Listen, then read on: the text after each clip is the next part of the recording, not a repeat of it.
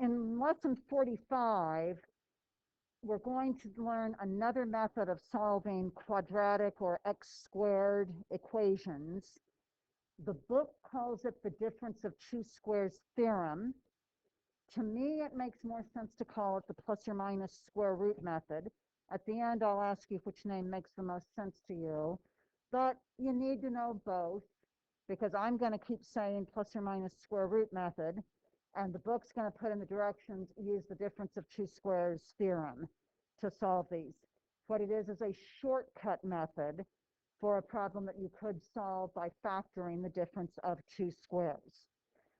The second topic today will be using what we've been learning about trig to solve some word problems. So first, this shortcut way for solving x squared or quadratic equations that we could do with the difference of two squares. The first way would be to factor it. So we would get it where it is equal to 0. Oh, we have something squared minus is 64 something squared. So Yo-Yo, how would you factor x squared minus 64? Perfect, x plus 8 and x minus 8. And that would tell us that x could be negative 8 or x could be positive 8. Plus or minus square root method says, oh, I have something squared equals, x squared equals, so I'm going to undo squaring by taking the square root. So that the left is x, but if I take the square root of one side, I have to do the same thing on the other side. And if I do that, I end up writing down that x is 8. But I know I need to have two answers. Technically, the square root of x squared is either a positive or a negative x, because I don't know if x itself was a positive number or a negative number. But I think it's generally easier to write the plus or minus on one side when we do the square root, and I put it on the side that doesn't have the x, because I know I want my answer to end up saying x equals something. So if I put a plus or minus in front of that, I have the same two answers. I had to put the plus or minus in there when I do this step because the square root of 64 is 8. If I want it to be a negative 8, I have to put a minus sign in front of that square root sign. A square root sign means positive unless you put a minus in front of it. So all you would have to do with the plus or minus square root method would be to show the square root on both sides with a plus or minus, and these are your answers. Doesn't that look shorter than what I did in green? So this is just a shortcut of what you could do with factoring something with difference of two squares. Evelyn.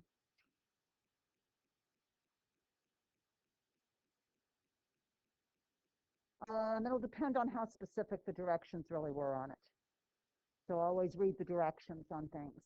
Okay, let's do another one of these real quickly, and then we'll keep making them a little bit more complicated as we go on. So this looks like a difference of squares, except wait a minute. 14 isn't one of those nice perfect squares like 4, 9, 16, 25, 36, and so on. So I'm going to try this with a new method. I want to start by getting something squared equals. So I'm going to say x squared is 14. I want to undo the square. I do that with a square root. I need to take the square root of both sides if I do it on one side. And plus or minus square root method says I need to put a plus or minus in on one side. So x is either the positive or negative square root of 14. And can I simplify that? So that is our answer. So they might come out nice and neatly. They might be square roots that don't reduce. They might be messier still.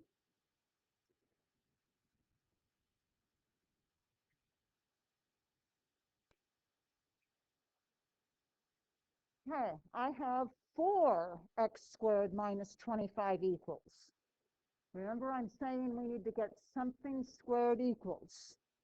So I could look at this one and say, oh, I need to get x squared equals. So I'm going to say 4x squared is 25 and divide both sides by 4.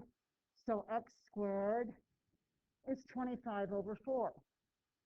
Now that I have something squared equals, I know I undo the square by taking the square root of both sides. But when I do that, I need to remember to put a plus or minus in. I think it's easier on the side without the x. So x will be plus or minus, who can tell me the square root of 25 fourths? That times itself is 25 fourths. Here? Thank you. And one way you can think of that is you can always take the square root of the numerator over the square root of the denominator. If that had been a square root of 7 in the denominator, I'd have to rationalize the denominator, rationalize it multiplied by root 7 over root 7. Now, there's another way I could approach this one. I could say, you know, if I have 4x squared equals 25, 4x squared is something I can take the square root of and have 2x. So I'd take the square root on the other side with a plus or minus, so I'd have plus or minus 5. And if that's 2x, divide both sides by 2, and I have the same answer that x is positive or negative 5/2. Questions so far? Okay, now let's do the last kind of twist that we're going to have on this. So parentheses squared equals. I really don't want to FOIL all of that out. X squared plus 18x plus 81 minus 11 is 0. And then I'm going to have something I don't even think I can factor. It's going to be such a mess. So what I note, if you were paying attention, I kept saying we want to get something squared equals to use this method. Am I starting out with something squared, like a parentheses squared? So I have that, so I am going to start off by taking the square root to get rid of the square, so I just have x plus 9. Take the square root of the other side, and remember the plus or minus. And now I have x plus 9 equals. Griff, what do I do to just have x? Perfect. Subtract the 9 on both sides. And I like to write it, x is negative 9 plus or minus root 11. It is also correct if you say plus or minus root 11 minus 9, but I like to put my plus minuses in the middle. That means one answer is x is negative 9 plus root 11, and the other answer is negative 9 minus root 11. And one last one of these before we do trig word problems. I want you guys to start this one on your own. And it just has a fraction in there as well. But start off with this method, and then I'll have you help me catch up to you in just a moment. So letting me catch up to you, we've got parentheses squared equals. So Allie, what do? How do I get rid of the square? The house thing, take the square root of both sides and put in what? The plus or minus sign. So now I have x plus 1/7 equals, what's the square root of 8? Nicole? 2 root 2. And Ada, what do I do to finish it? Subtract 1/7 on both sides. So my answers are negative 1/7 plus 2 root 2, negative 1/7 minus root 2. Give me a thumbs up, thumbs down, in between. Any questions? Then moving on to the last part of our lesson today, we're going to use trig to start solving word problems. There's going to be some very, very important vocabulary So I need you guys to really pay attention to this vocabulary part. This is the biggest problem students have with trig word problems. So pay attention so we understand what is going on with this. We are going to be doing a lot of problems where we are at the top of a building looking up at an airplane, or we're at the top of a building looking down at the ground, or we are on the ground and we are looking up at the sun, or we're on a hot air balloon, or something where there's differences. One thing is higher than the other, and we're either looking up or we're looking down to see it. The book will use these words, and this is common math vocabulary: angle of elevation and angle of depression. Elevation's pretty easy, you're looking up. Depression, you're looking down. But the mistake that students make, you must have a horizontal side in there. So if I put a picture up here, so I'm up here in this balloon, and I either know how high I am or I'm trying to find it. If we talk about an angle of depression of, I don't know, let's say 50 degrees, it means I'm looking down at an angle of 50 degrees. It is not here because this is an up and down line. It's a vertical line. You cannot have an up and down or vertical line as part of either an angle of elevation or depression ever. So what you do is you imagine a straight line out through the air, and then your angle of depression can be this angle right here, horizontal with the slanty. Angle of elevation is easier usually. Here's the horizontal, here's the slanty. We've got the angle in between them. But I want you to think about these two lines are parallel if they're both horizontal. And if you look at, I'm going to go ahead and put a 50 in here. Why is that also 50? What's true when you have parallel lines? Those two angles would, if one is 50, the other one would be 50. Why would they be congruent? What kind of angles are those for parallel lines? I'm showing you they're congruent. And Mateo, what do you think? Perfect. They are alternate interior angles.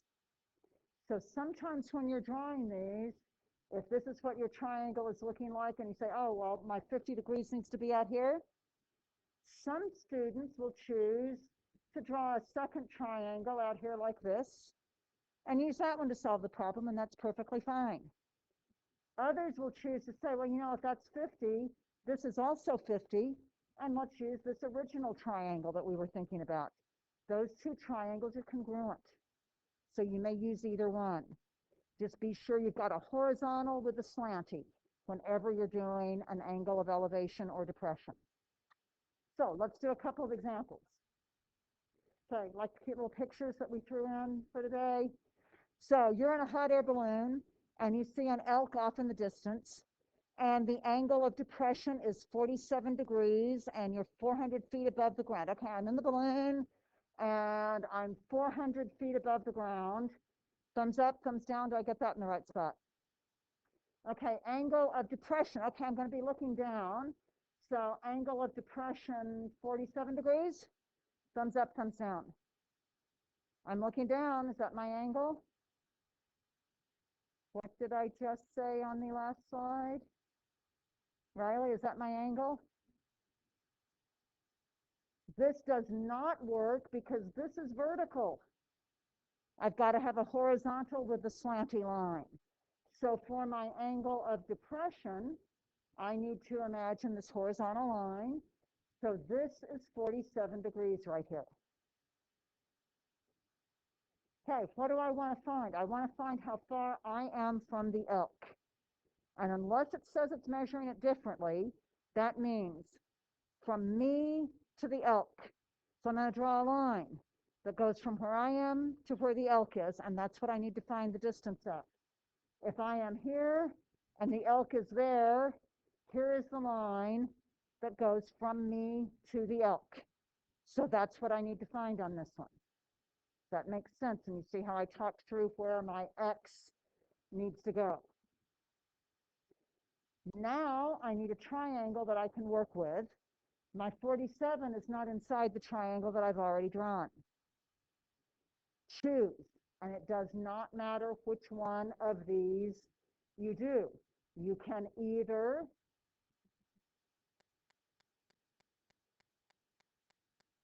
do a new triangle here. They're congruent, so this is also 400. For better script there. So this is also 400, and use that top triangle. Or alternate interior angles. This is also 47 degrees, and use that original triangle with the green 400 that I have over there on the side. Either way, we are going to use trig of something of the 47.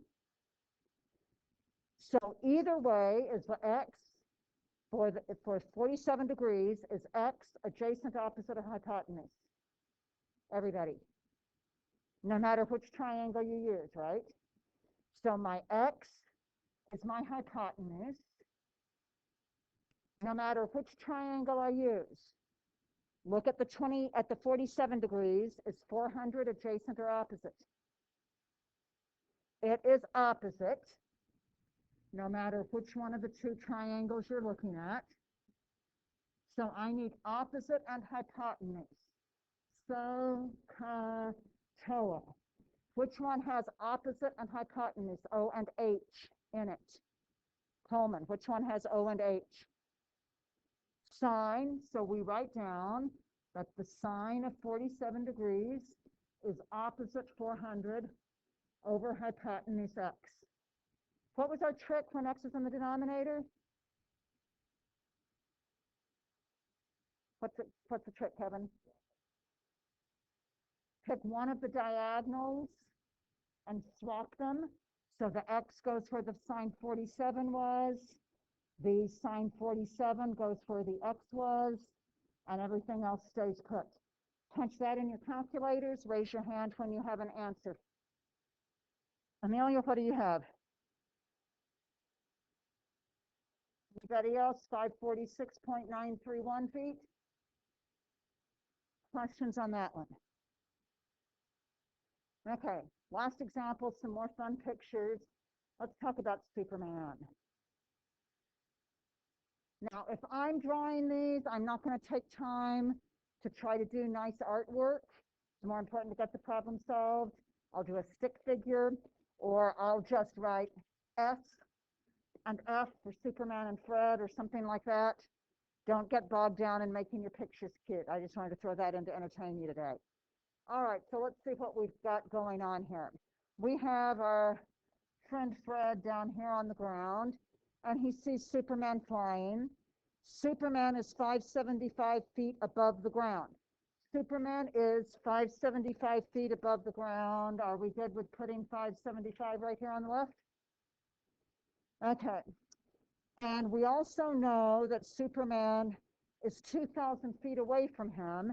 Now, normally, like on the last one, if it just said 2,000 feet away from him, I'd say from Fred to Superman is 2,000, and normally I'd say that's the hypotenuse. But this one says across the ground. So they said specifically the 2,000 needs to go here. Just because they put those extra words in there. Okay, now we want to know the angle of elevation from Fred to Superman. Are we all comfortable with that? Would have to be right here from Fred. Look up to Superman. We've got a horizontal and we've got a slant line. Are we all good with that's the angle we're talking about? All right, so 4 theta is 575, hypotenuse adjacent or opposite, everybody. It's the opposite. What about the 2,000? Adjacent. So out of SOHCAHTOA, Which one has opposite and adjacent, an O and an A in it? Tangent. So let's write down tangent of theta is opposite comes first, so 575 over adjacent. Oh, but I can't enter that in the calculator. What do I enter in the calculator to get theta, to get just the angle? Who remembers what we need to do with that? Evelyn.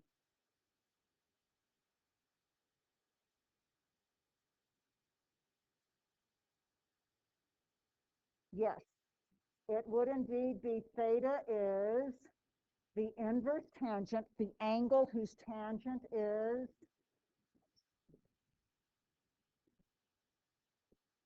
the angle whose tangent is 575 over 2000. That's what this says. The tangent of theta, theta is the angle whose tangent is, or write it, take the inverse tan of both sides. Raise your hands when you have punched that in your calculators so that you can tell me about what the angle of elevation would be. More hands, please. More of you actually doing this. Not just the same few on all problems. Brad, what do you have?